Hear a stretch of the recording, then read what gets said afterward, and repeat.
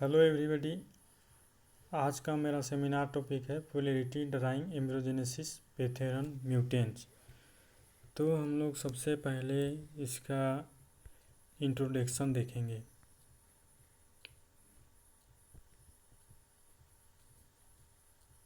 Introduction. पादप भ्रूण जनन एक प्रक्रिया है जो पूर्ण विकसित पौधे के भ्रूण में उत्पादन के लिए एक डिंब के निषेचन के बाद होती है। यह पौधे के जीवन चक्र का मुख्य चरण है, जिसके बाद सुशक्ति और अंकुरण होता है। युग्मनज निषेचन के बाद उत्पादित विभिन्न सेल्यूलर डिवीजन और डिफरेंशिएशन से गुजरना होगा। एक म्यूचर एम्ब्रियो बनने के लिए 5 प्रमुख घटक होते हैं, जिनमें shoot, apical meristem, hypocotyl, root meristem, root cap और कोटालिडन शामिल हैं। इसके बाद देखेंगे डेफिनेशन। युग्मनज से परिपक्व भ्रूण बनने की प्रक्रिया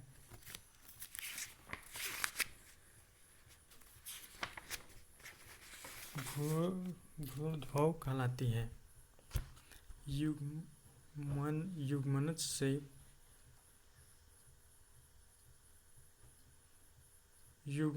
से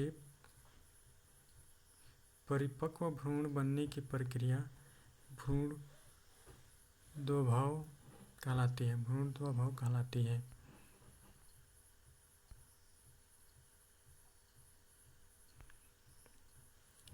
इसके बाद देखेंगे एम्ब्रियोजेनेसिस। एक बीजपत्री व द्विबीजपत्री में भ्रूणोद्भव की प्रारंभिक अवस्थाएं एक समान है, परंतु दोनों वर्गों में बीजपत्रों की संख्या अलग अलग होती है। अतः इनके परिपक्व भ्रूण एक दूसरे से भिन्न होते हैं। अतः इसमें जो होने वाले जो परिपक्व भ्रूण होते हैं एक दूसरे से अलग होते हैं। उसके बाद देखेंगे polarity drawing embryogenesis. Angiosperm plants में फर्टिलाइजेशन द्वारा डिप्लॉइड जाइगोट बनता है, जिसमें अनुप्रस्थ डिवीजन द्वारा 2 कोशिकीय प्राथमिक भ्रूण बनता है। प्रोएम्ब्रियो के मीरोपियल की और स्थिति सेल, बेसल सेल, आधार कोशिका तथा एंडोस्पर्म की और स्थिति सेल टर्मिनल सेल कहलाती है। यह प्रोसेस मोनोकोटिलिडन अर्थात एक बीजपत्री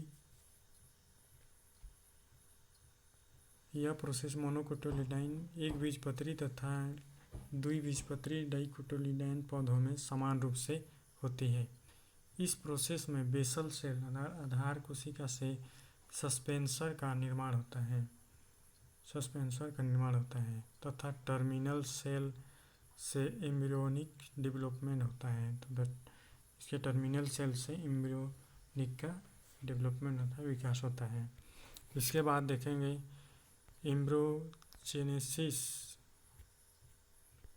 देखेंगे एम्ब्रियोनिक डेवलपमेंट इन मोनोकोटिलिडोन्स अर्थात एक बीजपत्रीय भ्रूणीय विकास। मोनोकोटिलिडोन एम्ब्रियो के विकास का अध्ययन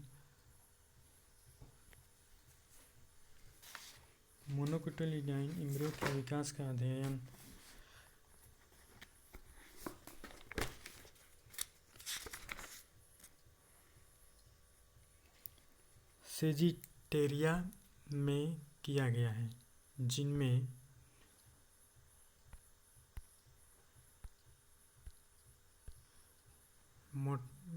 मोनोकोटिलिडन एम्ब्रियो के विकास अध्ययन सेजिटेरिया में किया गया है, जिसमें जिनमें भ्रूण विकास निम्नलिखित प्रकार से होता है। जैसे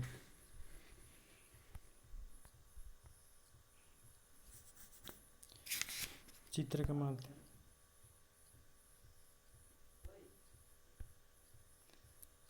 जिसमें से पहला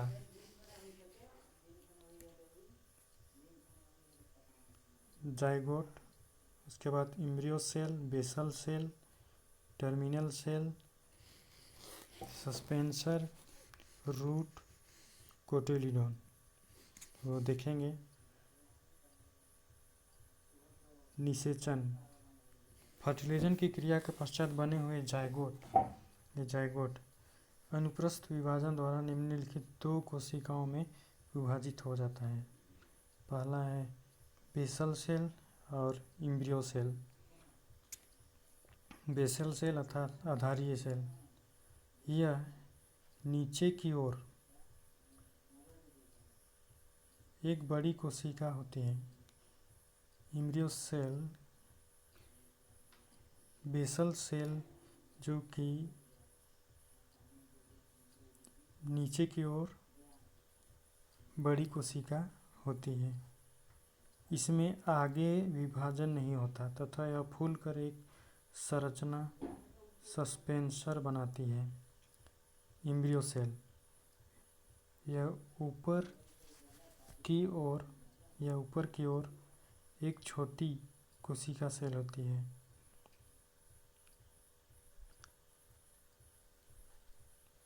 इसमें आगे विभाजन द्वारा भ्रूण का निर्माण होता है या विकसित होता है।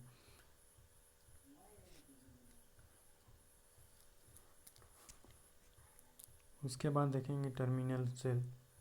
यह अग्रभाग की कोशिका होती है जो कि लंबवत भित्तियां द्वारा 4 कोशिकाएं बनाती है। यह चारों कोशिकाएं एक अनुप्रस्थ विभाजन द्वारा 8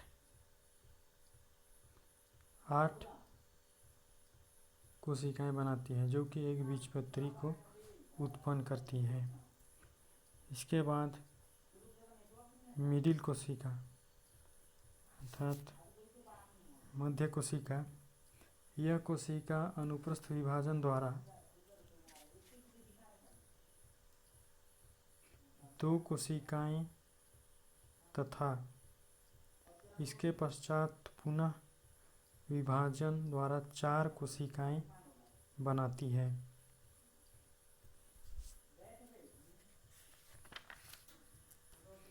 इन कोशिकाओं से प्रांकुर तथा मूलांकर रेडियोल का निर्माण होता है। इसके बाद में फिर से आधारीय कोशिका, यह कोशिका विभाजन नहीं करती तथा फूलकर सस्पेंसर का निर्माण करता है। इस प्रकार एक बीजपत्री भ्रूण के विभिन्न भाग बन जाते हैं, रूट, कोटिलिडन आदि। उसके बाद में देखेंगे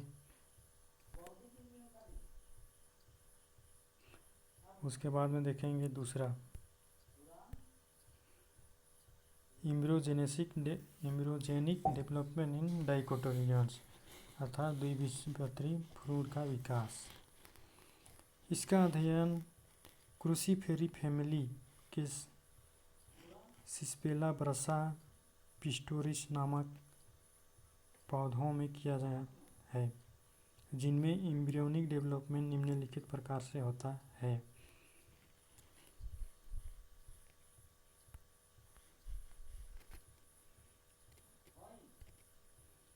जैसे जाइगोट आकार में वृद्धि करके एक अनुप्रस्थ भित्ति द्वारा एक अग्रस्थ कोशिका ए तथा एक आधारीय कोशिका बेसल सेल में विभाजित होता है।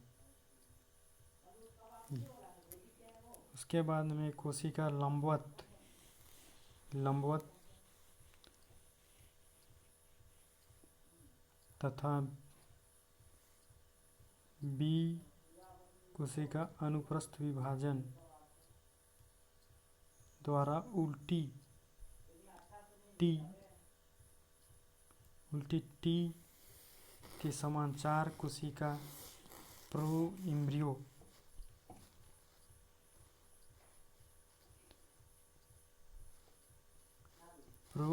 का निर्माण करती है।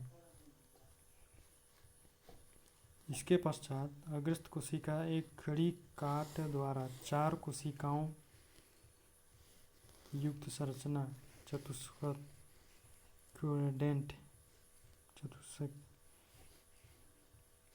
क्यूरोडेंट बनाती है।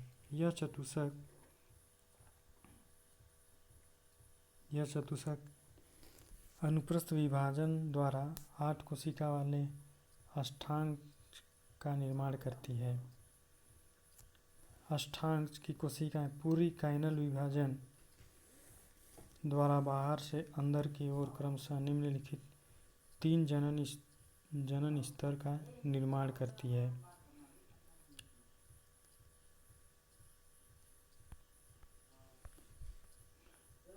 जिसमें से पहला है डर्मेटोजन पेरिबेलम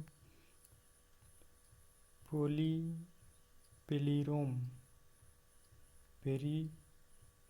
पहला है डर्मेटोजन, दूसरा है पेरिबेलम, दूसरा है पेलिरोम।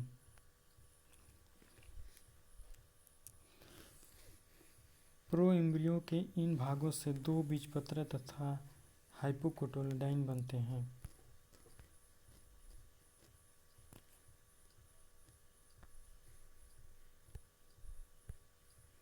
कोटिलिडन और हाइपोकोटिलिडन बनते हैं।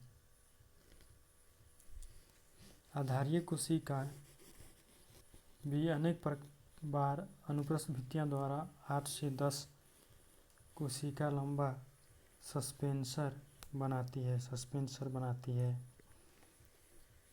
सस्पेंसर का सबसे ऊपरी भाग एक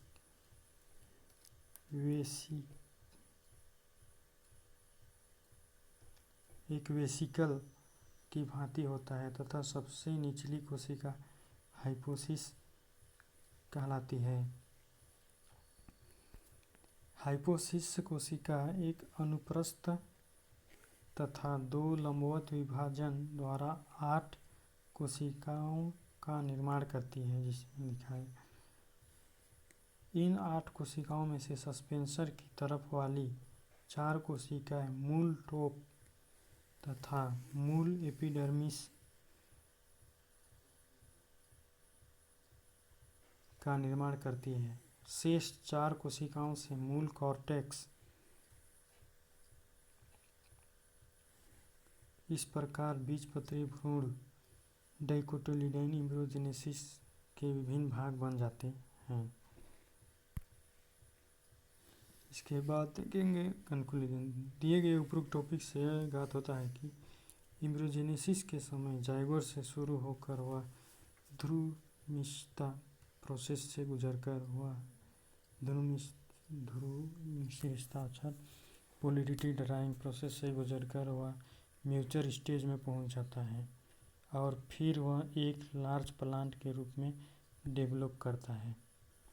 रेफरेंस लाइफ साइंस बाय उपकार net material Wikipedia. Thank you.